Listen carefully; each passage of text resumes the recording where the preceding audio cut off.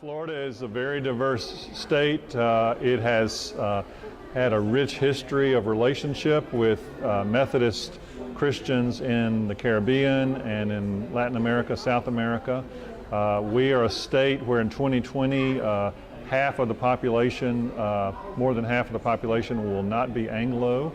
And so we have Hispanic Christians and Methodists in many of our churches and many of the urban areas and parts of our state. We have a rich historical and organic relationship with Cuba, but this also extends to relationships with constituencies who come from Puerto Rico and Brazil. We began a new church among the Brazilian community in Miami this year, and that's simply a real growing edge for us in Florida. For a generation, our growth was receiving United Methodists from the Northeast and the Midwest who migrated to Florida, many of them to retire, and we've seen a shift away from that to some degree, and instead our growth has been from the South. And this is both our challenge and our growing edge, but also our great blessing.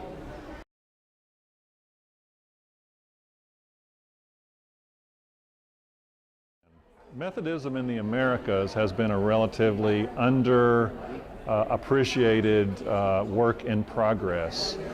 This could have something to do with Methodism being on the continent of Africa, Philippines, Europe, United States, and the distance relationship with what we call autonomous churches, and yet the lived reality of Methodism in the United States is closely connected to these Latin American, South American countries.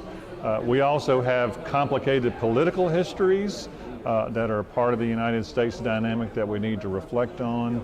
And my hope in the future is that we will somehow find a relationship that moves beyond autonomy and distance toward more meaningful missional relationships. I believe that's Florida's hope in this emerging relationship with Argentina, but it is the great blessing of the denomination actually having a presence, a physical presence here in Buenos Aires and through these two movements, GBGM and Upper Room.